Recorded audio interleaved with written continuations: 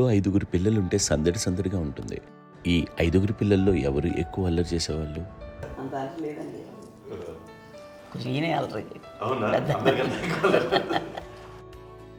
అమ్మ ఇక్కడ ఒకటమ్మ, అల్లరికి, హుషారుకి, చలాకితనానికి, చిలిపితనానికి ఆ తేడా తెలుసుకుని చెప్పమ్మా. అల్లరంటే ఇప్పుడు నా ఇమేజ్ ఏమైపోద్ది, అల్లరంటే అల్లరుడు అని, నేనేమో చాలా రావుడు మంచి బాలుడు అనేలాగా నా ఇమేజ్ ఇది. నేను అలాగే చెప్తుండేవాడిని. నా ఉద్దేశం అదే.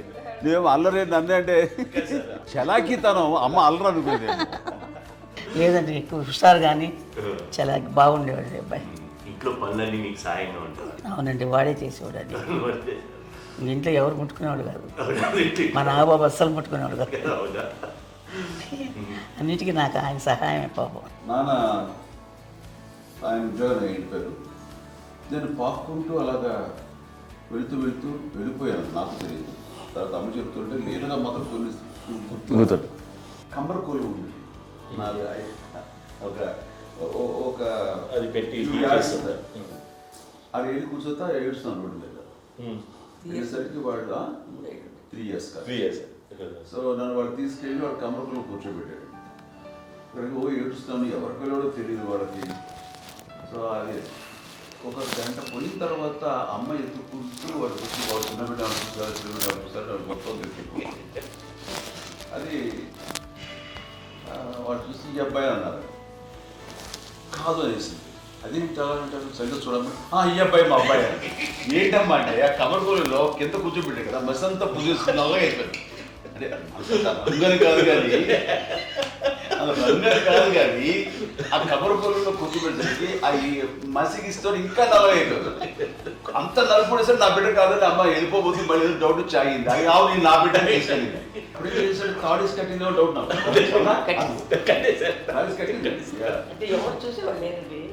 అమ్మేమో అల్లరు అనుకునేదండి, నాకేమో చిన్ననాటి మహాభాగవతం కృష్ణుడి కార్యక్రమం అనుకుంటాను. ఆయన మహానుభావులు అయ్యే వాళ్ళందరికీ ఆ లక్షణం ఉంటుందేమో చిన్నప్పుడు. కొన్నిదల కుటుంబ సభ్యులు మంచి రుచులను ఆస్వాదిస్తారని, మంచి భోజనాలని ఆనందిస్తారని అందరికీ తెలుసు. చిన్నప్పుడు వీరి ఆహారపు అలవాట్లు ఎలా ఉండేవి? ఇదేవి ఎగిరేవి ఇవి ఎవ్రీ డే 2 పూట్ల ఉండాలండి. మరి నాగబాబు పాపం ఏముంది, తిన్నట్టు ఇష్టం. మరి అన్ని రకాలుగా నాన్న కోసం చేసి పెడుతుంటే మరి తను అది ఇష్టపడక ఆ తర్వాత లేకపోతే కోపడక ఎలా ఉంటాడు చెప్పండి. 5గురు పిల్లలు అయినా అమ్మా నాన్నలు కొంతమంది పైనే ఎక్కువ దృష్టి పెడతారు. ఈ 5గురిలో మీరు ఎవరి మీద ఎక్కువ ఫోకస్ పెట్టేవాళ్ళు? కళ్యాణ్ బాబు అండి. వాడంటే బాగా, అంటే వాడు ఏది తినేవాడు కాదు అస్సలు. ఏది ఆడికి ఏది తింటాడని, ఇప్పుడు వాడికి నచ్చకపోతే, ఇప్పుడు నేనైతే నచ్చకపోతే చాలా గోల్ చేసేవాడిని. అన్నయ్యకేమో చాలా అన్నయ్య ఏదైనా ఏది పెట్టినా తినేవాడు, అసలు అడ్జస్ట్మెంట్ ఏంటంటే. నాకేమో నచ్చకపోతే చాలా గొడవ పెట్టేవాడిని. తిండి ఇది ఒక అన్నం, ఇదొక కూరలు అని వెళ్ళిపోయేవాడిని. అమ్మకు అమ్మతో తిట్టి నాకు వెజిటేరియన్ ఎలర్జీ ఉండేది, అంటే చిరాకు అనమాట. కళ్యాణ్ బాబు ఏంటంటే తనకి ఇష్టమైన ఫుడ్ ఉంటే తింటాడు సైలెంట్గా, బాగలేకపోతే సైలెంట్గా వెళ్ళిపోతాడు. అమ్మకి ఇదేమంటారండి, వదిలేమో తన తింటాడు, అటు నిశ్శబ్దంగా నిరసన ప్రకటించేవాడు. దాంతో వాడి గురించి చాలా ప్రొటెక్టివ్గా చూసుకునేది అమ్మ. పైగా చిన్నప్పటి నుంచి కొంచెం వాడు వీక్గా ఉండేవాడు, అంత బలమైన ఇది కాదు. దాని తర్వాత కొంచెం అందుకని అమ్మ వాడిని స్పెషల్గా చూసుకునేది. వాడు స్పెషల్ కిడ్ అయ్యాడు ఇంట్లో. మీ అమ్మగారు మీ అక్క చెల్లెళ్ళకి ఇచ్చిన సలహా ఏంటి? అంటే ఇండిపెండెంట్గా ఉన్నాం కదా అమ్మ, ఎవరిని డిపెండ్ అవ్వద్దు, మీ పిల్లలు నువ్వే జాగ్రత్తగా నేర్చుకో, ఎవరినైనా చేయకు, డిపెండెంట్గా పెట్టద్దు అని ఆవిడ మాకు బాగా ఎక్కువ చెప్తుండేది.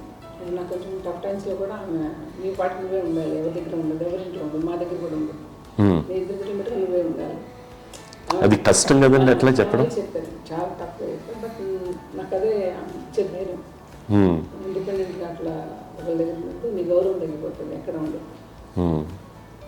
అది చాలా నాకు చాలా ఇన్స్పైరింగ్ ఉండేది అమ్మ మాటలు. ఇప్పుడు కూడా అది చాలా హ్యాపీగా అనిపిస్తుంది అని చెప్పింది. అంతే కదా, ఇప్పుడు మనకు ఏదైనా రోగాలు వస్తే చేస్తాం, దాన్ని మనమే. బట్ తగ్గించేవాళ్ళు, కన్సర్న్ చూపించే డాక్టర్స్ ఒట్టుకోలు కింద కింద ఉండొచ్చు, కానీ పోరాడాల్సింది మనమే. నాకు సార్ కొంచెం ఏదో ఒక డిప్రెస్డ్ ఇదేదో వస్తే ఫేస్ ఒకటి, నేనేదో ఇంకా మా అందరి నుంచి నేను సపరేట్ అయిపోయినట్టు ఒక సిచ్యువేషన్ వచ్చినప్పుడు అమ్మ నన్ను పట్టుకుని I'm there for you yes, ఎవరు నో అన్నా ఎస్ అన్న ఫ్రెండ్స్ కానీ ఎవరైనా సరే ఎప్పుడు కూడా అలోన్గా మటుకు అనుకోకు, నేను నాని. ఆవిడ నన్ను పట్టుకొని ఇచ్చిన అఫెక్షన్ లేదా ఫీలింగ్ అసలు బలం అన్నమాట. ఇంకా ఏంటంటే ఏమన్నా చేయగలను నేను, పర్లేదు ఇంట్లో నాకు ఏదైనా సాధించగలను అని ఒక భరోసా తల్లి దగ్గర నుంచి రావడం అనేది నాకు ఎవరు అవసరం లేదనిపించింది. అంత స్ట్రాంగ్గా ఆవిడ support, very strong, very strong, very practical. అంత స్ట్రాంగ్ చేసింది నాన్న అని చెప్పండి. మా పిల్లల విషయంలో మేము కూడా మేబీ అంత స్ట్రాంగ్ కాదేమో, సెన్సిటివ్గా ఉంటాం, కానీ అమ్మ మటుకు చాలా స్ట్రాంగ్గా ఉండి మమ్మల్ని కఠినంగా ఇలాగే ఉండాల్సింది, ఇలా ఉండండి అప్పుడే మీరు నేర్చుకుంటారు. ఇక్కడ అమ్మ పాజిటివ్నెస్ గురించి ఇంకో మాట చెప్పాలి. అంటే తన బిడ్డలకే కాదు, ఈ రోజున మా రెండో పాప శ్రీజ కూడా తనకి లైఫ్ చిన్న డిస్టర్బెన్స్ వచ్చింది. ఆ టైంలో కూడా తను ఏముందంటే అప్పుడు నాన్నమ్మ దగ్గరికి వెళ్ళాను, తను ఇచ్చిన భరోసా, తను ఇచ్చిన మాట వెళ్ళలేని ధైర్యం వచ్చింది నాకు. నాన్నమ్మ దగ్గర ఎప్పుడు కూర్చొస్తాడు అప్పుడే పాజిటివ్ ఫీలింగ్ వస్తుందని నాతో షేర్ చేసుకుంటాను. తను నాతో చెప్తుంటే అనిపిస్తుంది కరెక్ట్, అమ్మ ఏం పర్లేదమ్మా, లైఫ్ అంటే ఒకరితోనే అయిపోదు, ఆ ఒక్కడి వల్ల వాళ్ళ ఇన్ఫ్లుయెన్స్ తోటో వాళ్ళు మన మీద నియంత్రించడం కానీ మన బాధల్ని వాళ్ళు చేయడం అవుతాం. జస్ట్ నువ్వు నీ గురించి నీ మనసులో ఏదనిపిస్తే నీ గుడ్ ఫీలింగ్ ఏదిస్తుందో ఆ ఫీలింగ్ ప్రకారం వెళ్ళిపోదు. అంటే ఆ జనరేషన్ పీపుల్ ఎక్స్పెక్ట్ అలా కాదు, ధైర్యం ఉండి అందరికీ ధైర్యం బాగా నూరుకొస్తారు. మా ఫాదర్ కూడా, మా నాన్నగారు కూడా అస్సలు ఎప్పుడు అనేవాళ్ళు, ఎప్పుడు మీరు పెట్టే చెయ్యి మీరు ఎప్పుడు పైన తప్ప తీసుకుని ఎలా ఉండకండి, చేతులు పెట్టకండి అనే అట్లాంటివి చెప్తుండేవాళ్ళు. అందుకని మాకు ఇట్లా ఇండివిజువాలిటీ మాకు బాగా, ఎప్పుడు కూడా ఒకళ్ళని అడగడం అన్న, ఈవెన్ బ్రదర్స్ని అడగాలన్నా కూడా మాకు అది పడిపోయింది మైండ్లో, కొంచెం కష్టంగా ఉంటుంది. సో నాకు అంటే ఆవిడ మా అమ్మ ఏదన్నా కొంచెం డిప్రెస్ అయినా నేను చాలా ఎక్కువ అమ్మకి షేర్ చేసుకుంటే, అన్నయ్య కూడా లేడు. అన్నయ్య ఉన్నప్పుడు ఓకే, లేనప్పుడు నేనే ఎక్కువ షేర్ చేసుకున్నాను. బట్ ద బెస్ట్ థింగ్ మా అమ్మ దగ్గర నుంచి హగ్ అండి. ఈరోజు కూడా మా అమ్మని హగ్ చేసుకోకపోతే అంటే అది నాకు మా అందరిలోనూ, అంటే ఆవిడ పెద్ద చదువుకున్న వ్యక్తి కాదు, పెద్దగా బయటికి వెళ్ళి ఎక్స్పోజ్డ్ కాదు, కానీ ఇవాళ అన్నయ్య కానీ విజయ, మాధవి, నేను, కళ్యాణ్ బాబు ఈ రోజుకి టుగెదర్గానే ఉంటాం. మేబీ మాకు కొన్ని విషయాల్లో నాకు మా మాధవ్కి డిఫరెన్స్ ఆఫ్ ఒపీనియన్స్ ఉండొచ్చు, మా చెల్లికి, మా అన్నయ్యకి అట్లా ఉండొచ్చు, ఉంటుందండి ఫ్యామిలీ అన్న తర్వాత. కానీ ద ఇన్విజిబుల్ బాండేజ్ మా అమ్మ ఇచ్చింది, ఆ లవ్ అండ్ ఎఫెక్షన్, హగ్, అవన్నీ ఆవిడ నాన్ వెర్బల్ అడ్వైజ్ ఏంటంటే అందరూ అలా కలిసి ఉండాలనేది ఆవిడ నుంచి మేము నేర్చుకున్నాం. అది ఇట్స్ ఇస్ నాట్ వర్డ్లీ, అది నోటి మాటకు కాదు, అది వెర్బల్గా కాదు, నాన్ వెర్బల్గా చెప్పినటువంటి ఇది. సో అందుకని అది మాకు గొప్ప, మేమందరం ఇప్పుడు అలా ఉండడానికి కారణం, అంత కలిసి ఉండడానికి కారణం, మెయిన్ కారణం మా అమ్మ అండి.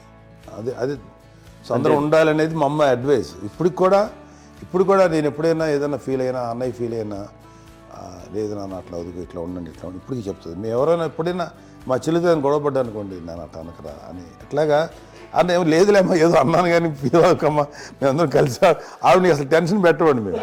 సో అలా అది ఆవిడ నేర్పించింది. అలా కలిసి ఉండటం అనేటువంటి బాండేజ్ని ఆవిడ తన ఒక హగ్తో చెప్పింది. అన్నయ్య సినిమా చూడండి, జాదూకే చెప్పాను కూడా, అది మా అమ్మ దగ్గరే ఉందండి. శంకర్దాదాలో చెప్తాడు చూడండి. ఇప్పుడు మోడ్రన్ వర్డ్స్లో చెప్పాలంటే మీ అందరికీ ఆవిడ ఒక వైఫై లాంటిది. Yes, you can say that. Yes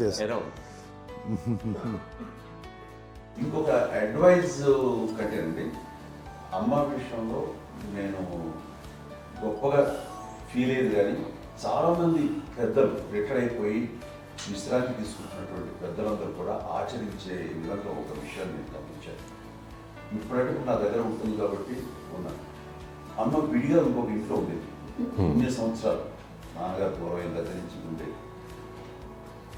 5 సంవత్సరాలు ఒంటరిగా ఉండి నన్ను బిడ్డలందరూ ఎవరు మానవ వెళ్ళిపోయారు, నేను ఒంటరి అయిపోయాను అన్న ఫీలింగ్ అమ్మకు ఎప్పుడు ఉండేది కాదు.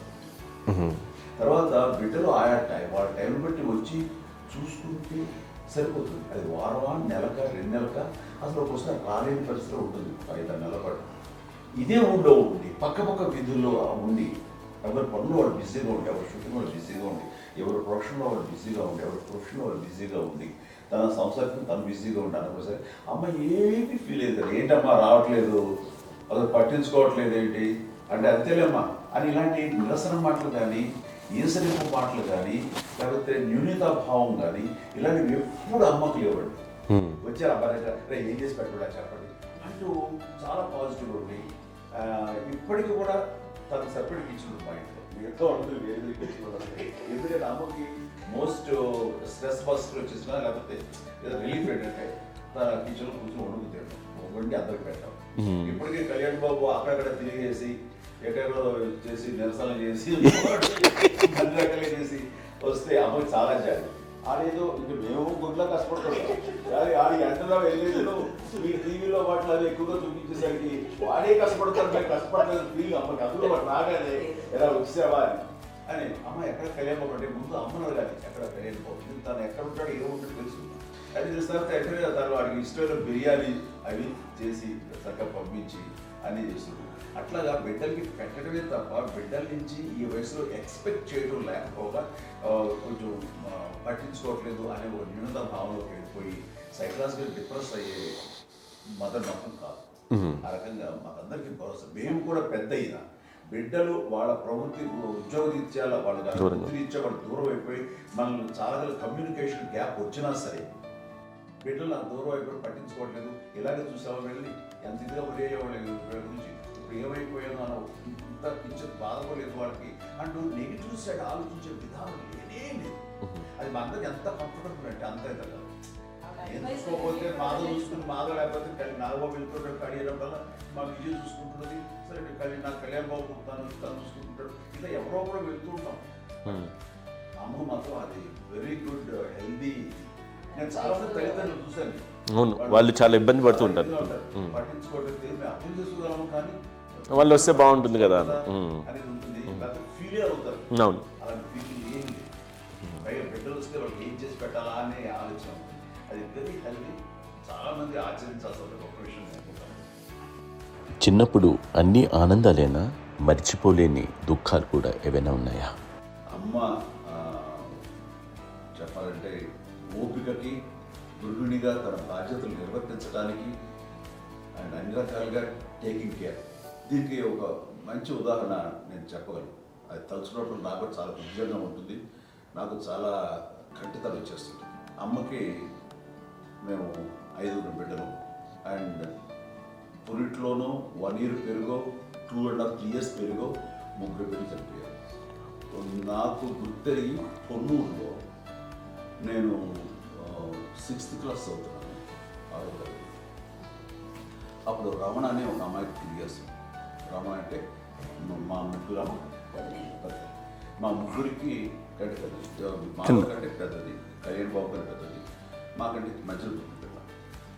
తనకి అప్పట్లో మా నాన్నగారు ఉద్యోగరీత్యా క్యాంపుకి వెళ్ళిపోతుండేవారు. ఏమి ఉంది నాన్న చెప్పాలంటే ఫుడ్లో కష్టపడేవారు, ఇంకా నాన్న చెప్పినట్టు కదా, నాగో చెప్పినట్టు. కానీ ఇంటి బాధ్యత, ఇంటి పనులు, రోగాలు వచ్చినా రుచులు వచ్చినా హాస్పిటల్కి తీసుకెళ్ళాలట ఏదైనా సరే అమ్మే పడేది. ఆ శ్రమ తీసుకున్న టైంలో అమ్మకి అసిస్టెంట్కి నేను సహాయపడుతుండేవాడు. అమ్మ నాకు ఫ్రెండ్స్ ఆడుకోవడం అలా నిజంగా ఎప్పుడు నాకు గుర్తేది నాకు తెలియదు, ఫ్రెండ్స్తో తిరగడం అని సేపు అమ్మ పట్టుకు ఉండేవాడు. అలాంటి నేను ఆ పిల్లకి బ్రెయిన్ ఫ్యూర్ వచ్చింది. ప్రభుత్వ ఆసుపత్రి పొన్నూరులో ఆ పిల్లని చేర్పించినప్పుడు 2-3 days అయిన తర్వాత ఒక బ్యాడ్ న్యూస్ వినాల్సి వచ్చింది. తెల్లారికి కాన్షియస్ పోయింది, ఏం చేయాలో తెలియదు. అమ్మ వయసు చిన్నదే. ఇద్దరు తీసుకుని ఆ బిడ్డని ఒళ్ళో పెట్టుకుని శవాన్ని, డెడ్ బాడీని రిక్షాలో ఇంటికి వెళ్ళాలి. ఇప్పటికీ నాకు గుర్తు ఆ విజువల్స్. అని నాన్నకి తెలియదు ఏ విషయం, నాన్న ఎప్పుడు వస్తారో తెలియదు, ఎలా కమ్యూనికేట్ చేయాలో తెలియదు. అది తీసుకుని వెళ్ళిన తర్వాత ఇంట్లో పడుకోబెడుతుంటే ఏం చేయలేదు. చుట్టుపక్కల ముస్లిం సోదరులు ఉండేవాళ్ళు, ఫ్యామిలీస్ అక్కడ. అంటే మసీదు, పొన్నూరు మసీదు పక్కనే మా ఇల్లు ఆనుకుని. ఆ ఇంట్లో అందరూ వచ్చి చూసేవాళ్ళు, వాళ్ళే హెల్ప్ చేసేవాళ్ళు. ఏం చేయాలో తెలియదు. ఆ నెక్స్ట్ రిచువల్స్ ఎలా చేయాలో, గంపకాలు ఎలా చేయాలో తెలియదు. అందరూ చిన్నపిల్లలే. తను చిన్నది, మిగతా అందరూ పరిసరులే. సో అలాంటి పరిస్థితుల్లో అక్కడికి వచ్చినప్పుడు చుట్టుపక్కల వాళ్ళు వీళ్ళు వచ్చి చేయాల్సిన కార్యక్రమాలు చేశారు. ఆ సమయం నాకు ఎక్కడో కమ్యూనికేట్ చేసి డిపార్ట్మెంట్ ద్వారా నాన్న వచ్చేసరికి అన్నీ అయిపోయింది. ఇప్పటికీ అది నాకు నిజంగా మేము ఇలా ఎన్ని పురుషులు ఎన్నుకుంటున్నామంటే ఎలాంటి ఇది లేకుండా జాగ్రత్త అనే ఒక హెచ్చరికలాగా చేస్తూ అండ్ వాళ్ళకి చాలా సపోర్ట్ చేశాను. అండ్ ఇప్పుడే సార్ నా మీద ఎంత నమ్ముకుంటే నేను ఏ నిర్ణయం తీసుకున్నాను మరో అది తనకి హాస్పిటల్ అంటే పెద్ద ఫోబియా. నేను ఎక్కడికైనా వస్తాను హాస్పిటల్ రాను. ఈ మధ్యకాలంలో సరే అమ్మ మోకాల ఆపరేషన్ జరిగింది.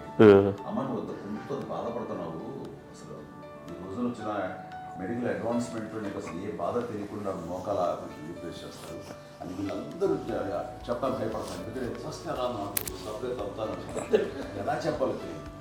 ఒక్క ఇదంతా కలిపి నీ మాట వింటుంది, అది మాట మీద నువ్వు చెప్తే వింటుంది. సరే నేను చెప్పాను అంతే. ఏదో నాలుగు ముందు చెప్తే ఎలా అవుతున్నారా సరే ఇష్టం రా లేదులే మా ఊరికి పర్లేదు అన్న. మళ్ళీ ఇంటికి వచ్చాక మళ్ళీ ఇంకొక తెప్పించి ఇంకో మిషన్ తెప్పించి మళ్ళీ టెస్ట్ చేయించి అందరూ బాగుంది ఏమి లేదు అన్న తర్వాత అప్పుడు పుస్తకంతో పడ్డాడు. ఏదో ఉంది మామూలు టెస్ట్ చేయించాలని చెప్పి శ్రద్ధ ఎక్కువ. మీ పిల్లలకి సంగీతం డాన్స్ నేర్పించారని విన్నాను, అది నిజమేనా? దానికేమో డాన్స్ నేర్పించడం కానీ అది నేర్చుకోలేదు, నాకు వచ్చేసి ఇప్పుడు డాన్సింగ్ స్టార్ మీద ఎదిగారంటే అది మా పెద్ద చెల్లి విజయ కారణం. అప్పుడు తనకి 5 ఏళ్ళు, నాకు 9 ఏళ్ళు ఉంటాయి. ఉంటుంది 10-11 ఏళ్ళు ఉంటాయి నాకు. బాపట్లనా? సో బాపట్ల చాలా చిన్నది, 5 ఏళ్ళు. నాకు ఒక 11-12 ఏళ్ళు. తను తీసుకుని గోడ మీద పెట్టుకోవడం అలా కూర్చొని చూస్తుండేవాడు. కూర్చుంటే అది నేర్చుకుంటుంది. నేను మానసికంగా నేర్చేసుకున్నాను. ఇప్పటికీ ఆ స్టెప్స్ ఏమిటి వేస్తాను అంతగా ఇప్పుడు దాన్ని తరబడతాయి. ఇంకోటి ఏంటమ్మా నమో నమో ఎన్ని ఉన్నాయో సాంగ్స్ నేను నేర్చేస్తున్నాను అనమాట. 5 పిల్లల్లో ఎవరు ఎక్కువ పని చేసేవాళ్ళు, ఎవరు తక్కువ పని చేసేవాళ్ళు? ఏ పని చేయనండి, చేసేవాడు కదా అని అన్నయ్య చేసేవాడు. అన్ని పనులు అన్నయ్య చేసేవాడు. ఇక మా చిన్న చెల్లి పెద్ద చెల్లి ఎక్కువ చేసేది.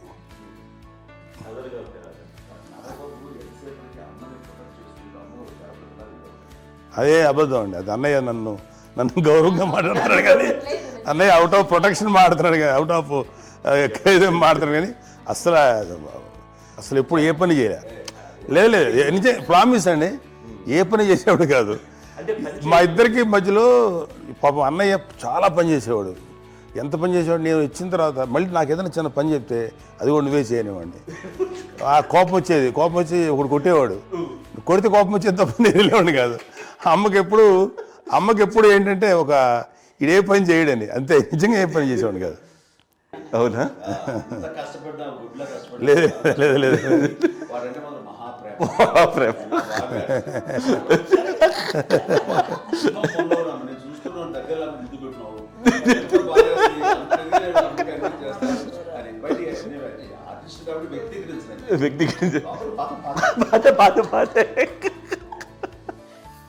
చిన్నది కాబట్టి చివరిది కాబట్టి తనంటే బుద్ధండి, నేను పెద్దోడు కాబట్టి నేను ఎక్కువ కష్టపడింది కానీ మా నాన్నగారి చేతిలో ఎక్కువ అంటే నాన్న బాగా కోపం ఎక్కువ అనుమానించింది కానీ అన్నయ్య పాపం బాగా దొరికేసేవాడు పాపం. ఒకసారి అంటే మరి మాకే అనిపించి ఏంటి ఇంత దారుణంగా ఉంది నాన్న మీద కోపం వచ్చేది నాకు. నాన్న మీద కోపం వచ్చేది, ఆయన చేసి బాధ అనిపించేది. అమ్మాయి ఏమనేది కాదు. సరే అయినా సరే ఎప్పుడు కూడా పోనీ అంది చేసినా మళ్ళీ తను హైపర్ యాక్టివ్ అన్నయ్య ఫుల్. ఇప్పటికీ ఉన్నాడు. ఇప్పుడు ఈ రోజు కూడా అదే అన్నయ్య సేమ్ హైపర్ యాక్టివ్. యూజువల్గా పెద్ద కొడుకు కొంచెం అంటే సూపర్గా ఒక నిదానంగా ఉంటాడు అంటారు. బట్ అన్నయ్య దానికి జస్ట్ ఆపోజిట్. యూజువల్గా ఆఖరి పిల్లలు హైపర్ యాక్టివ్ ఉంటారు, అన్నయ్య పుట్టడమే భయంకరమైన హైపర్ యాక్టివ్. ఒకప్పుడు అమ్మాయిల్ని ఎక్కువగా బయటికి పంపించేవాళ్ళు, అబ్బాయిల మీద కూడా అనేక ఆంక్షలు ఉంటూ ఉండేవి. మీ పిల్లల్ని అలా ఆంక్షల మధ్య పెంచారా, లేకపోతే పూర్తి స్వేచ్ఛనిచ్చారా? అంటే మాకు మా నాన్నగారు కానీ మా అమ్మగారు కానీ అండి మాకన్నా చాలా బ్రాడ్ మైండ్ ఉన్న వ్యక్తులండి. ఎందుకంటే పిల్లలు ఎక్కడన్నా బయటకు వెళ్తే ఇప్పుడు మేమైతే భయపడిపోతాం. మా విజయ్ కానీ మా చిన్న చెల్లి అన్నయ్య నేను అందరం కూడా ఇవాళ ఉన్న పరిస్థితిలో వాళ్ళు ఎప్పుడు భయపడేవాళ్ళు కాదండి. ఎక్కడికి వెళ్తానే వెళ్ళని ఇచ్చేవాళ్ళు, లేట్ అయినా అసలు ఏమనేవాళ్ళు కాదు. లేకపోతే ఏదైనా మోటార్ బైక్లు వేసుకున్నాం, లేకపోతే కారులో ఎట్లా పడితే ఎట్లా వెళ్ళినా సరే ఏమనేవాళ్ళు కాదు. వాళ్ళు తెలియకుండానే మాకు ఒక ఫ్రీడమ్ ఇచ్చారండి. సో దట్ అదే ఆ ఫ్రీడంలో భాగమే అన్నయ్య కానీ ఇండస్ట్రీకి వెళ్ళాలంటే కూడా ఒక వ్యక్తి ఒక కొడుకు ఒక గొప్ప కెరీర్ని పర్సూ చేసుకుంటూ వెళ్తున్నప్పుడు నాన్నగాని అమ్మగానే ఓపెన్ మైండ్ తోటి అసలు నువ్వు వెళ్ళినా ఎంతకాలం వెళ్తావచ్చు, నువ్వు ప్రయత్నించని చెప్పి అలా వదిలేశారండి. అన్నయ్య కూడా ఏంటంటే మోస్ట్ రెస్పాన్సిబుల్గా వెళ్ళి చాలా మేజర్ అమౌంట్ అన్నయ్యకి కూడా పెద్ద అమ్మకు వందలు ఇచ్చేది కాదు. కరెక్ట్గా ఆ ఇన్స్టిట్యూట్లో చదువుకునేటప్పుడు ఎంత ఇవ్వాలో కరెక్ట్గా ఇచ్చేది. తనకి ఎక్స్ట్రా ఖర్చు పెట్టుకుంటే అంటే అట్లా ఉండేది పరిస్థితి. అంతే కదా, అంత జాగ్రత్తగా అన్నయ్య కూడా అంత రెస్పాన్సిబిలిటీగా రెసిప్రోకేట్ అయ్యి చేసి అందువల్ల మా అమ్మ నమ్మకం మా అమ్మగారి మా నాన్నగారి నమ్మకాన్ని అన్నయ్య ఎప్పుడు అది పాడు ఇంత నమ్మకానికి 10 times ఇచ్చాడు. ఏ వాయిసెస్ వైపు కానీ ఏ అలవాట్ల వైపు కానీ ఎందులో ఇండల్జ్ అవ్వకుండా నాకు నేనుగా నియంత్రించుకుంటూ సరైన మార్గంలో వెళ్ళేలాగా నాకు వెళ్ళడానికి లోపల ఆ స్ట్రాంగ్ థాట్ అడగానే వాళ్ళు రెసిస్ట్ చేస్తే ఇచ్చారని ఆపేశారు అని ఏదో చిన్న రిలక్టెంట్ ఫీలింగ్ ఉంటుంది. వాళ్ళ మీద చిన్న కోపం నిరసన ఉండేది. వాళ్ళు అలా లేకపోవడానికి వాళ్ళు వెంటనే అడిగిన వెంటనే జాగ్రత్త అనే నిర్ణయం నీది కానీ జాగ్రత్త అని హెచ్చరిక చేయడంతో నాకు మరింత బాధ్యత తిరిగి గుర్తు తిరిగి నేను నడుచుకుంటూ వెళ్ళాను. కాబట్టి అది నాకు ప్లస్ అయింది వాళ్ళ దగ్గర. అంటే మదర్ అంటే తల్లి అనే కాదు, మదర్ ఫిగర్ ఫీలింగ్ ఎవరిచ్చినా సరే అది నానైనా తల్లితో సమానం అనుకుంటాను. నాకు చెప్పినట్లుగా అట్లాగా అలిసిపోయి వచ్చిన నాకు కాళ్ళు నొక్కుతుంటే నాకు భయం వేసేసేది. ఆ తర్వాత పడుకో గదవాయించేవాడు, అది కూడా కోపం. అంటే ఉదాహరణ అంటే మళ్ళీ అదే నాకు తిడతారు, ఎందుకు కాదు పడుకుని ఎక్కడ నిద్ర వస్తుంది నాన్న అంటే. సో ఆ రకంగా నాన్న తన ప్రేమను చూపిస్తుంటాను. ఆ తర్వాత గోండా టైప్లో కూడాను నేను ట్రైన్ కింద వెళ్తుంటే నాన్న అక్కడే ఉన్నారు, రాజమండ్రి దగ్గర ప్రాంతంలో. ఆయన చాలా కోపం చేస్తుంది, ఇలాంటి చేస్తుంటావు నువ్వు, ఏదైనా అయితే ఏంటి అది చెప్పి.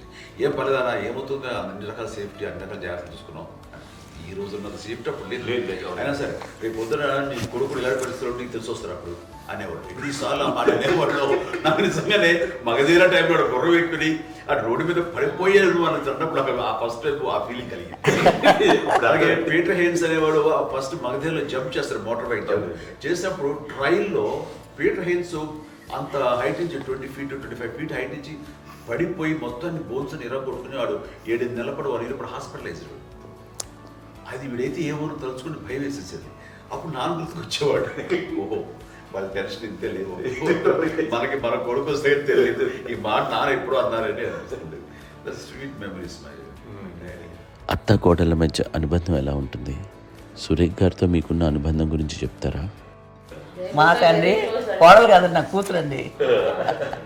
అంత బాగుంటాం మేమిద్దరం కూడా.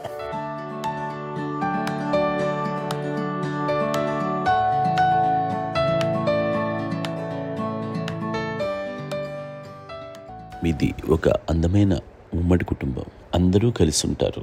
ఇంత ఆనందంగా ఉండడానికి కారణం ఏంటి? దీనికి పునాది ఎవరే వేశారు? మా నాన్నగారి క్వాలిటీ నేను ఎగ్జాంపుల్ చెప్పగలను.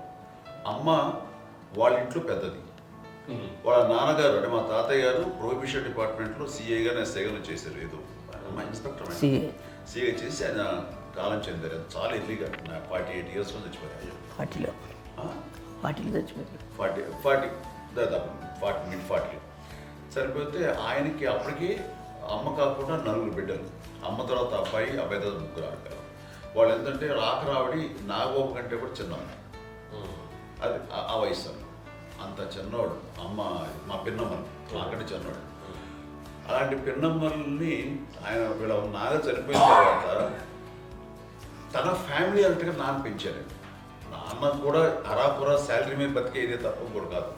సో తనకు మిగిలిన దాంట్లో మళ్ళీ ఆ ఫ్యామిలీని చూసుకోవడం, మా అమ్మమ్మని చూసుకోవడం, వాళ్ళ మంచి చెడు చూసుకోవడం, వాళ్ళకు ఇల్లు మాత్రం ఉంది మొగల్తూరులో.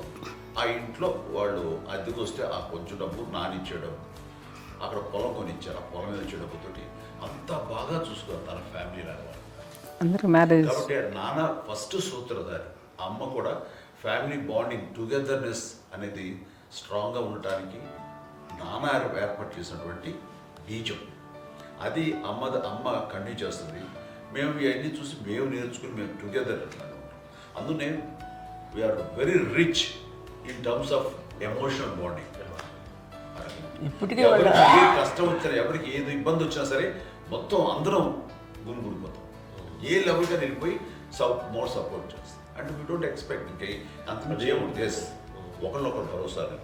అది మా ఫ్యామిలీ మేము వెరీ స్ట్రాంగ్ అని చెప్పాలి. పెద్దవాడు కాబట్టి అవకాశం నాకు వచ్చింది కాబట్టి అమ్మ, ఇది ఎప్పుడు ఎవరు కొన్ని విషయాలు నాగబాబు సపోర్ట్గా ఉంటాడు. నాగబాబు ఉండి వాడు ఉంటాడు భరోసా. అలాగే ఆడపిల్లలు. మీ అందరిలోనూ అమ్మని ఎవరు ఎక్కువ జాగ్రత్తగా చూసుకుంటారు? ఎందుకంటే ఎగ్జాక్ట్లీ. మేము కూడా గమనించలేని సున్నితమైనటువంటి ఇష్యూస్ లైక్ హెల్త్ విషయం కానీ, అమ్మ మూడు కానీ, అన్నయ్య ఎంత క్యాజువల్ ఎంత బిజీ ఉన్నా ఒక అమ్మాయి ఉంటుంది. అలాగే చాలా చిన్న చిన్న విషయాలు కూడా చాలా మెడికల్ ఇంట్రెస్ట్. అందుకని మాకు అన్నయ్య ఉన్నాడు, అన్నయ్య దగ్గర ఉన్న అమ్మ అంటే ఇంకా ఎక్కువ రిలాక్స్ అయ్యాను. అన్న దగ్గరికి వచ్చాక మేము అందరం చాలా కంఫర్ట్ అయిపోయాం. ఎప్పుడు ఎవరు కొన్ని విషయాలు నాగబాబు సపోర్ట్గా ఉంటాడు. నాగబాబు ఉండి వాడు ఉంటాడు భరోసా. అలాగే ఆడపిల్లలు ఇట్లా ఒకరు కాంప్లిమెంటింగ్ టు ఈచ్ అదర్ అండి. అవి ఒక్కరు కాదండి, అది వాళ్ళు ఆమె చూపించే ప్రేమగా నేను చెప్పగలను. కానీ బట్ దీని అందరూ సూత్రధారి నాన్న తర్వాత అది అమ్మ మెయింటైన్ చేస్తుంది. ఇప్పుడు అమ్మ నా ఇంట్లో ఉంది అంటే మనవాళ్ళు వస్తారు, మనవాళ్ళు వస్తారు, ఆడబిడ్డలు వస్తారు, వీళ్ళు బిడ్డలు వస్తారు, ఇల్లు ఎప్పుడు కలకలాడతారు అమ్మ. అది మేమందరం ఆచరిస్తుంటాం పండగలకి, పబ్బాలకి.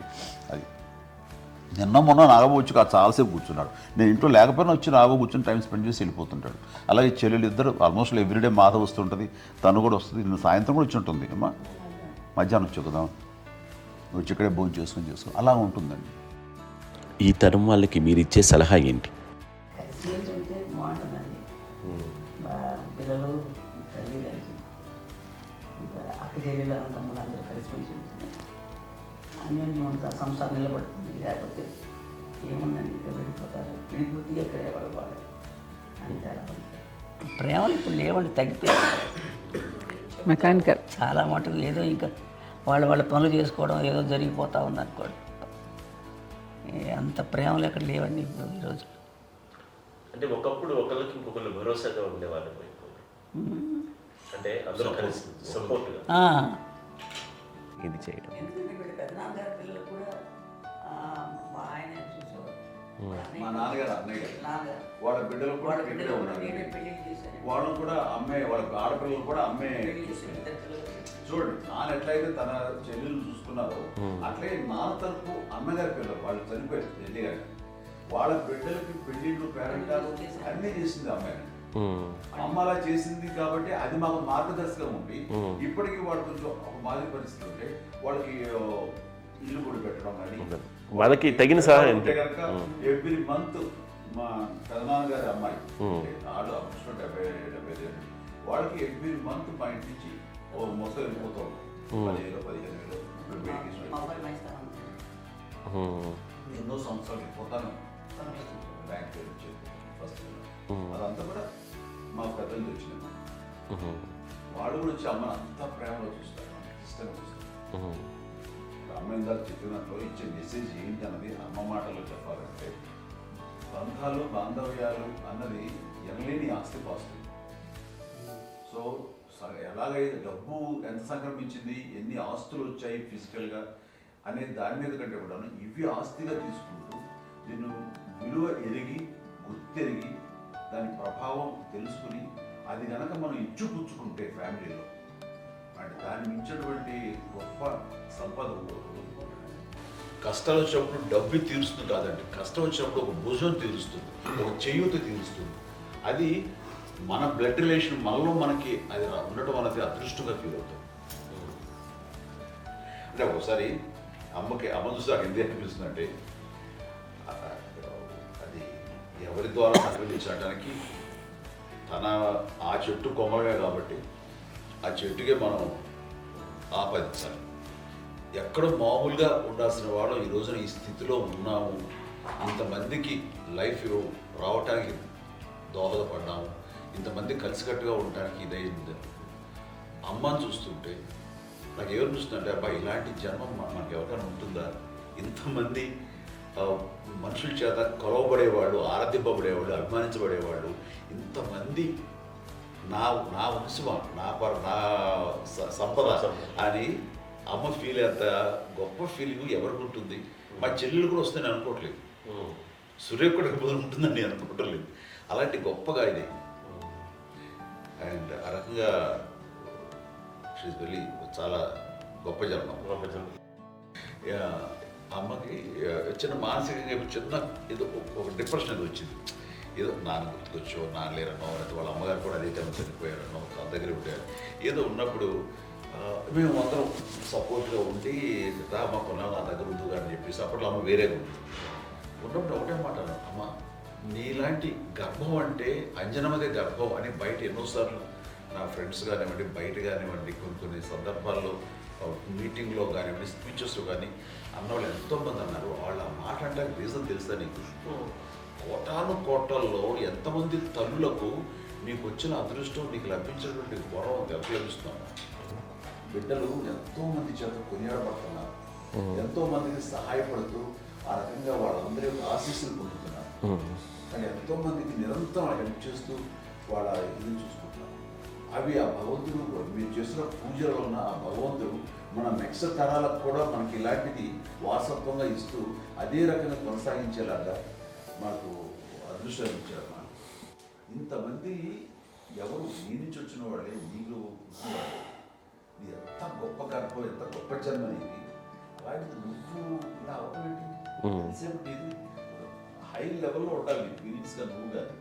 అంతే నువ్వు ఇలాగా కుంగిపోవడం ఏంటమ్మా చెప్పినప్పుడు నిజమే కదా, నేను అవటం ఏంటి?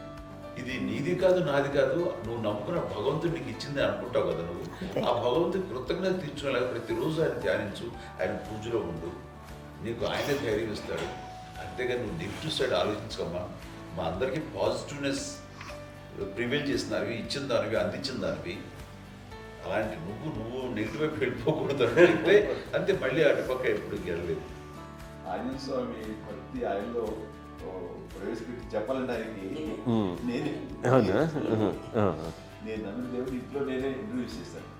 ఫస్ట్ నానంత ప్రగాఢంగా నమ్మి ఆయన దానివల్ల లబ్ధి పొందారు. ఆయన అందులో మమ్మల్ని మించిపోయిన స్టేజ్కి వెళ్ళిపోయారు. ఆయనతోటి ఆంజనేయ స్వామితో ఇంటరాక్ట్ అవుతూ అట్లా ఆయన నమ్ముకుంటుంది.